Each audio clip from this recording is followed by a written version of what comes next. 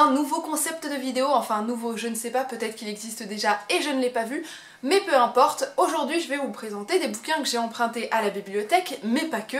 Je vais aussi essayer de vous présenter mon avis dans cette même vidéo sur ces mêmes bouquins, puisque forcément je ne peux pas les garder très longtemps, puisque je peux les garder de 3 à 5 semaines maximum, et forcément je vais devoir les lire assez rapidement et me faire un avis dessus assez vite aussi.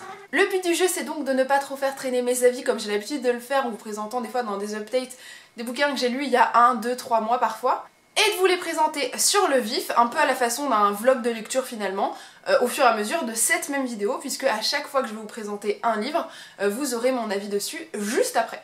Voilà, c'est un petit peu le but du jeu, comme ça on fait à la fois un book haul et un update lecture, tout en un, comme ça vous savez vraiment si le livre peut vous intéresser ou pas, si on a des goûts en commun. Comme je vous le disais donc, je me suis enfin inscrite à la bibliothèque, ça faisait un moment qu'il fallait que je le fasse parce que déjà ça coûte moins cher de lire plein de bouquins et ensuite ça me permet surtout de faire certaines lectures que j'aurais pas forcément osé faire sans, parce que pas forcément l'argent à mettre ou que ça aurait attendu un sacré moment. Et à Why Squat comme d'habitude, j'ai envie de vous dire. Le premier bouquin que j'ai emprunté, il s'agit de Le Rituel d'Adam Levine, qui est un bouquin d'horreur, puisque en fait vous suivez une bande de potes qui se retrouvent dans la forêt, je sais pas si c'est en Suède ou quelque chose comme ça, mais bref, ils se baladent dans une forêt et en fait ils vont tomber sur des cadavres qui apparemment ont été sacrifiés selon des rites magiques un petit peu spéciaux. Donc voilà, ça a l'air un petit peu glauquissime, mais ça j'adore. Donc je suis très curieuse de voir ce que ça va donner, j'en ai pas trop entendu parler, mais en tout cas ma bibliothèque l'a adoré, donc très hâte de voir ce que ça donne. Alors je vous retrouve après avoir terminé Le Rituel. Alors bon, j'ai un peu triché dans mes vlogs de lecture parce que ça fait plusieurs jours que je l'ai terminé.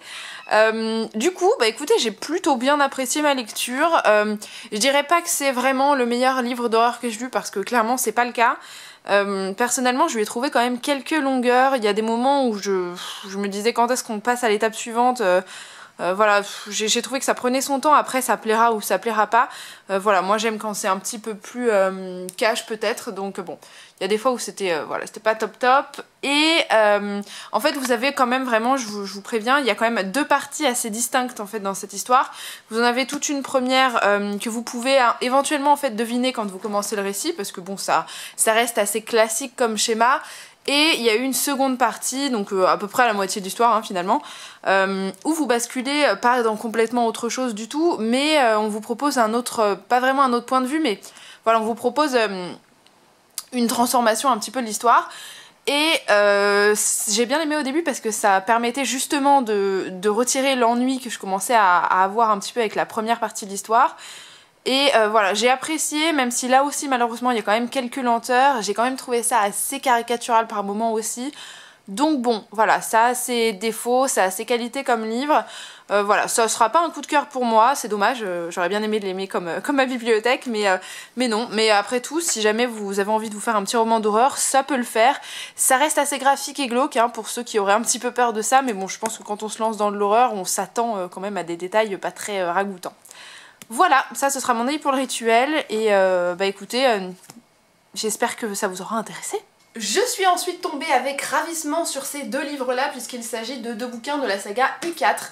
Il y a donc Corey Dwen, j'arrête pas de me planter avec son prénom la pauvre, et Yanis. Voilà, donc moi j'ai lu un seul des livres de la saga U4, je n'ai lu que Stéphane qui est d'ailleurs dans ma bibliothèque. Je l'avais beaucoup aimé parce que j'adore cet univers pas vraiment post-apo, mais on est un petit peu là-dedans quand même, hein, puisque une énorme maladie a ravagé globalement toute la population adulte de la Terre et la population la plus jeune, et il nous reste donc que les adolescents, jeunes adultes. J'avais adoré suivre le parcours de Stéphane qui se passait à Lyon, forcément c'est ma ville donc j'étais trop contente, évidemment ça va un peu plus loin, mais là j'ai très hâte de lire le parcours de Corey Dwen que j'ai à peu près aperçu dans le livre de Stéphane mais que je connais pas très bien, et l'histoire de Yanis aussi. Et j'ai très envie de tomber sur le quatrième parce que c'est celui qui m'intriguait le plus et j'ai pas réussi à mettre la main dessus, donc je vais essayer de le réserver pour l'avoir. Et comme je suis une booktubeuse en carton, j'oublie de vous donner les noms puisque Corey Dwen est écrit par Yves Grevet et Yanis par Florence Hinkel, et voilà, c'est tout pour les auteurs. Alors, je vous retrouve du coup 2 jours plus tard, on va dire à peu près. J'ai terminé tout à l'heure Corey Dwen, que j'ai ma foi beaucoup apprécié. Donc là j'ai Stéphane hein, qui est en ma possession, il ne vient pas de la bibliothèque, même si vous voyez je l'ai acheté d'occasion. J'avais beaucoup aimé Stéphane, qui était très dur, qui était assez brut, et c'était un peu le genre de bouquin où c'est vrai que c'était ça passe ou ça casse. Il y a pas mal de gens qui n'ont pas du tout aimé celui-ci. Moi c'est le premier que j'ai lu et je l'ai adoré, donc heureusement pour moi. Donc du coup j'ai enfin fini Corridwen, et ben là où Stéphane était hyper brut, alors je dis pas que Corridwen c'est le pays des bisounours, parce que vraiment pas du tout, hein, c'est aussi dur que Stéphane. Disons que l'histoire est exploitée d'une façon à laquelle je m'attendais absolument pas, et du coup ça a été une bonne surprise. Au début je me suis dit bon pourquoi pas, ça change par rapport à Stéphane, mais je me suis dit pourquoi pas avec Corridwen, et franchement j'ai adoré suivre son histoire, même si du coup j'aurais pas pensé que ça aurait été un des personnages qui allait le plus m'intéresser. Ouais, j'ai vraiment passé un bon moment. C'est une expérience aussi sombre et aussi prenante qu'avec Stéphane. C'est vraiment addictif. Enfin, pour le coup, j'adhère vraiment au côté hyper sombre de U4. C'est vraiment quelque chose qui me parle beaucoup. Donc voilà, je vais poursuivre du coup avec Yanis qui m'attend ici. Voilà, j'espère que j'aurai effectivement d'autres surprises aussi. Peut-être que justement le fait que chacun des auteurs s'approprie son personnage et en même temps l'histoire de son personnage fait que, comment dire, le choix scénaristique change. Voilà, donc là j'ai deux chats qui squattent, hein, puisque j'en ai un sur les genoux et l'autre en face, puisque voilà, faut bien squatter. Et ça y est, j'ai terminé Yanis, donc je vous retrouve de face, hein. Ce sera pas toujours le cas, mais là je viens de tourner une vidéo, donc c'était beaucoup plus pratique avec le trépied. Bon, alors du coup ça se lit aussi facilement que Corridwen ou Stéphane à l'époque, donc bon, j'ai bien apprécié ma lecture. J'ai un petit peu moins apprécié le parcours de Yanis, bien que je trouve qu'on s'y identifie en fait beaucoup plus facilement. Je dirais qu'Yanis il a plus de failles, il est plus crédible que les autres personnages que j'ai découverts pour le moment. Parce qu'il se laisse vachement impressionner par ce qui se produit, mais c'est genre normal, hein. Si tout le monde mourait autour de moi et que je devais survivre, je pense que je serais impressionnée, donc ça me dérange pas du tout. Donc c'est pour ça on s'y identifie quand même vachement plus facilement que Corridwen et Stéphane, qui sont un peu plus durs, qui sont hyper finalement pragmatiques, et du coup elles suivent leurs objectifs et puis elles se laissent pas trop en détourner. Voilà, ouais, il vient de péter un câble, hein, comme d'hab. Mais du coup j'ai un petit peu moins accroché à cette histoire là, alors pas pour Yanis parce que j'ai absolument rien contre lui, mais c'est plutôt parce que du coup je connais un petit peu plus son parcours du fait des deux livres que j'ai déjà lus, donc du coup j'avais moins la surprise, j'avais plus le point de vue d'un autre personnage sur la tournure des événements et j'ai découvert moins de choses. Du coup l'intérêt était un petit peu moindre pour moi, mais je pense que c'est tout à fait normal avec cette saga là, puisque vous avez 4 personnages, 4 parcours, et que vu qu'ils se croisent à un moment ou à un autre, vous savez déjà ce qui va se passer.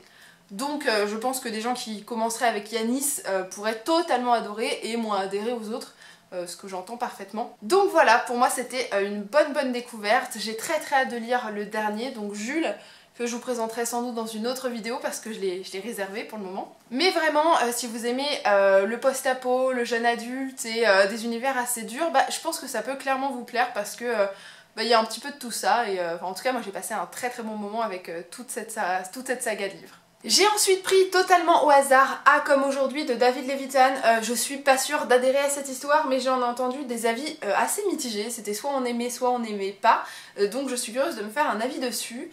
Tout ce que je sais de cette histoire, c'est que je sais pas si on est vraiment dans du jeune adulte, mais je crois un petit peu. Et on est un petit peu dans du roman fantastique quand même, puisque vous avez une personne qui s'appelle A et qui chaque matin se réveille dans un corps différent. Et voilà, c'est comme ça tous les jours, ça change en permanence. Sauf qu'un jour A tombe sur quelqu'un qui lui plaît, qui réveille quelque chose chez lui ou elle d'ailleurs, je ne sais pas. Et cette fois-ci, A ne va pas vouloir changer de corps et d'apparence parce que A veut rester en contact avec cette fameuse personne.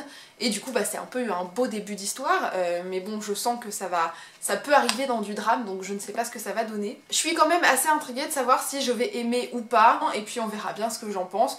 Après tout, c'est pas grave, je l'ai emprunté à la bibliothèque, donc ce sera pas un gros sacrifice. Et là, il y a Hawaii qui joue avec mes pinceaux de maquillage, s'il te plaît. Ce sera le petit échec lecture de cette vidéo, puisque je vais m'apprêter à rendre A comme aujourd'hui de David Levitan aujourd'hui. Parce qu'en fait, je ne l'ai pas lu, et en fait, j'ai pas envie de le lire. Voilà, ça arrive, hein, on emprunte des livres, on a envie de les lire sur le coup, et en fait... là, ça fait un petit moment qu'il traîne du coup chez moi, puisque ça fait plus de 3 semaines, vu que j'ai pu prolonger mes prêts.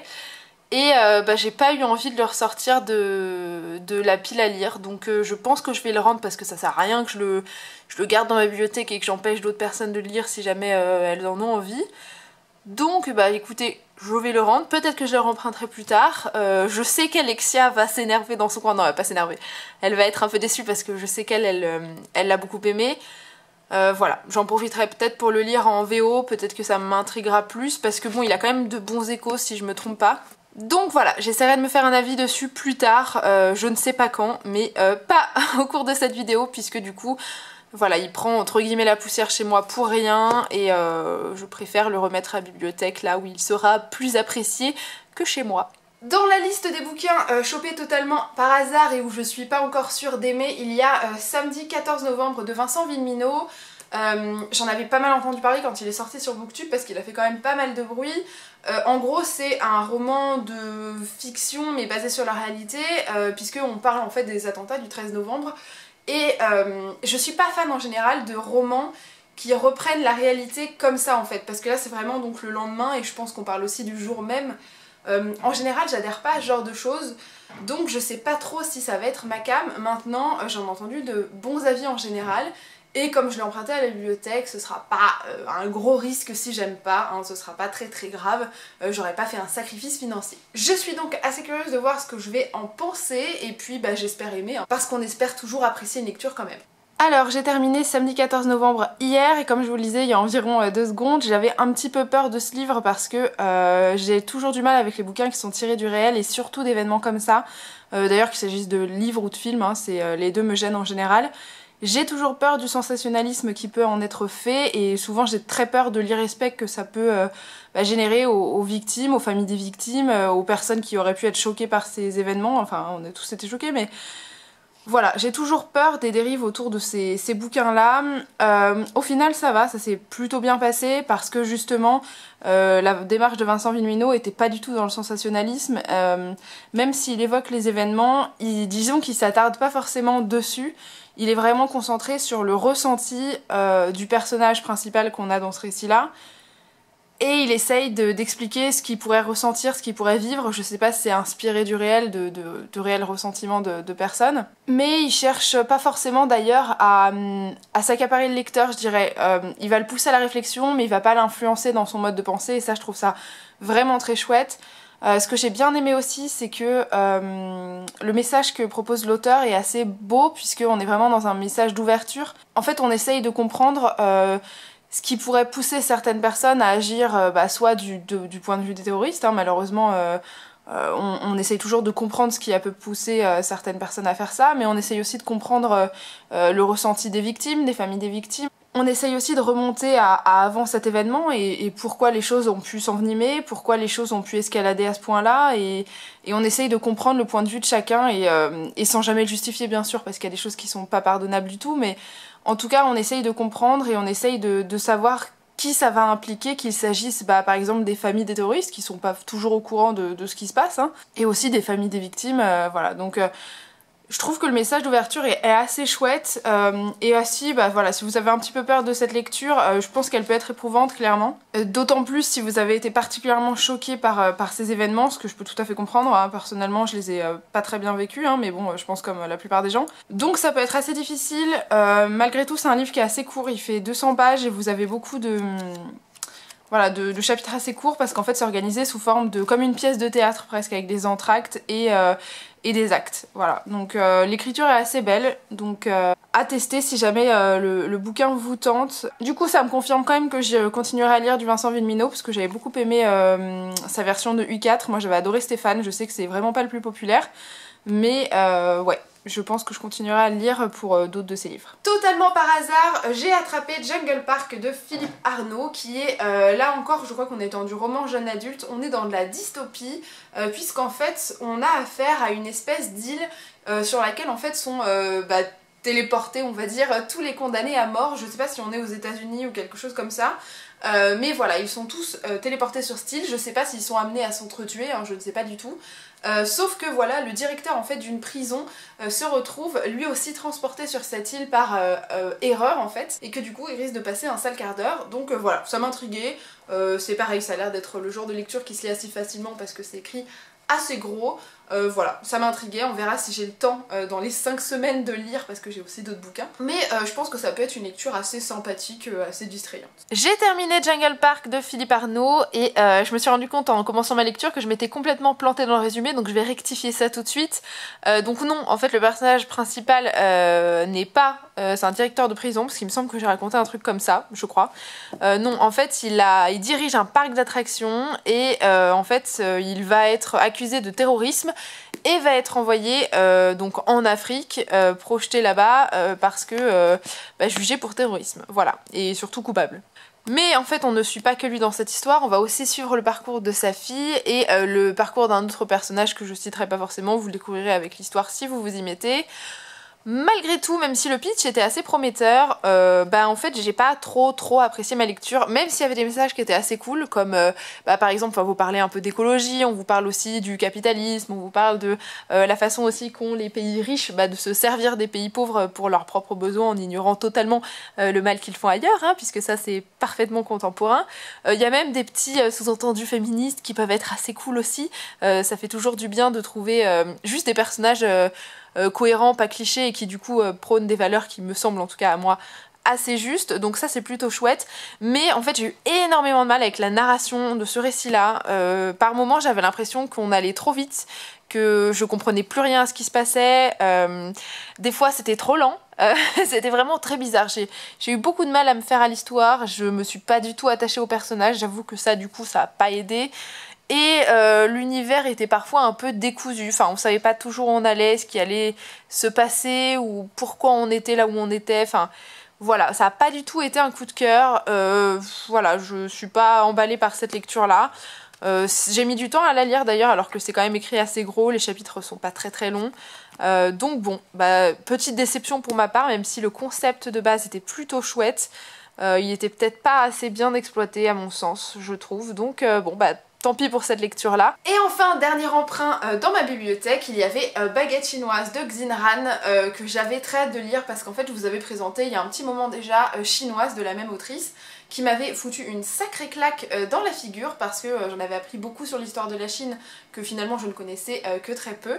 Et on m'avait beaucoup conseillé Baguette chinoise dans les commentaires, donc je me suis dit pourquoi pas le choper en bibliothèque puisqu'ils l'ont. Et là encore, il va donc s'agir de parler de la place de la femme en Chine, puisque nous allons suivre en fait 3 sœurs, je crois, qui vivent dans la campagne chinoise et leur père leur apprend assez tôt que finalement une femme ça sert pas à grand chose puisqu'il les compare justement à des baguettes chinoises en disant que c'est utile et jetable, ça fait plaisir, alors que les hommes sont là pour soutenir la maison et qu'ils sont donc un petit peu les piliers d'une maison. Sauf que voilà, ces 3 sœurs vont décider de prouver à leur père qu'elles ont tort et vont lui montrer que bien elles sont autre chose que quelque chose de jetable et seulement d'utile. Sachant que la plume de Xinran m'avait touché en plein cœur avec Chinoise, je pense qu'avec un roman de fiction mais qui est quand même à mon avis très largement inspiré du réel, va me plaire, donc j'ai très hâte de plonger dedans et ce qui est sûr c'est que je vous en reparlerai parce qu'il y a peu de chances que ça ne me plaise pas. Alors, je viens de terminer Baguette chinoise de Xinran et c'était un très bon livre. Je le trouve d'ailleurs très accessible parce que j'avais lu pour ma part Chinoise, qui est plutôt un recueil de témoignages et pour le coup Chinoise c'est assez compliqué à découvrir dans le sens où les thèmes sont très durs. Il y a beaucoup de détails qui peuvent être totalement choquants. Pour le cas de Baguette chinoise, on est vraiment plus dans une histoire, on va dire, plus sobre, on va dire, dans les faits qui sont décrits, même si malgré tout ça reste d'une violence extrême dans le sens où voilà, vous allez suivre 3 jeunes filles qui sont considérées comme des poids dans leur campagne chinoise parce que elles ne sont pas des garçons et que donc techniquement c'est un poids financier puisque va falloir les marier et ainsi de suite. Donc bon, voilà, c'est déjà d'une violence assez énorme et du coup elles vont devoir se faire une place en ville puisque finalement c'est un peu le seul endroit où elles auront cette forme de liberté là, où en pouvant assumer on va dire leur destin et choisir d'être autre chose que une potentielle dot quoi. Ce qui est d'autant plus choquant c'est que l'histoire se situe dans les années 90 et que les 3 personnages sont inspirés de 3 vraies personnes, donc qui sont pas sœurs dans la réalité mais qui ont vécu ces parcours là et qui ont du coup été confrontées à cette idée que voilà, une femme vaut beaucoup moins qu'un homme et donc qu'on peut s'en dispenser totalement, donc du coup c'est assez choquant de se dire que quand même si tard on pouvait considérer les femmes comme ça. Je sais pas si actuellement en Chine c'est encore le cas à ce point là dans la campagne profonde chinoise, mais ça m'étonnerait pas, puisque du coup dans cette histoire on vous présente vraiment un décalage entre ce qui se passe en ville et ce qui se passe dans la campagne, puisque il y a vraiment, en fait il y a une circulation de l'information qui est complètement différente, et par exemple des personnes dans la campagne penseront que ce qui se passe en ville c'est de la science-fiction, et que en fait ils imagineront jamais la forme de liberté que des femmes chinoises pouvaient avoir en ville. Et en fait c'est ça toute la brutalité de cette histoire, c'est de se dire qu'il y a des femmes qui vont découvrir peu à peu les possibilités qu'elles ont, les droits qu'elles peuvent avoir, même s'ils sont pas toujours aussi déployés que des femmes instruites, puisque malheureusement pour ces jeunes filles, elles n'ont pas non plus eu l'accès au savoir, puisque ça coûte cher et qu'on voit pas pourquoi on irait instruire une jeune fille. Donc voilà, non, c'est une histoire qui est hyper intéressante. Là encore, moi ça me permet d'en apprendre beaucoup sur l'histoire de la Chine. Là encore, il y a beaucoup de conséquences de la révolution culturelle qui se jouent dans cette histoire-là. Et ouais, vraiment, je vous recommande très très fort, si vous ne connaissez pas l'histoire de la Chine et la position des femmes aussi en Chine, de vous intéresser aux œuvres de Xinran, parce que là encore, ça se lit très facilement, c'est très fluide, c'est toujours assez délicat. Et il n'y a jamais vraiment de jugement de la part de l'autrice, c'est vraiment des livres qui font du bien, donc je vous encourage très très fort à découvrir Xinran, qui pour moi est une autrice incontournable finalement si on veut s'intéresser à la Chine, même si finalement j'ai lu qu'elle. Ouais, c'est probablement l'une des meilleures lectures de cette petite sélection de Haul Bibliothèque, voilà. Donc je vous encourage à le découvrir. Et voilà pour les 7 livres que j'espère vous présenter dans cette vidéo, parce que ça se trouve j'aurai pas le temps de les lire tous, forcément. J'espère donc que le concept vous plaît et que je ferai de belles lectures surtout. N'hésitez pas à me dire ce que vous pensez de ces lectures-là et si vous avez souscrit à votre bibliothèque par exemple. En attendant, je vous dis à très bientôt et je vous fais d'énormes bisous. Salut!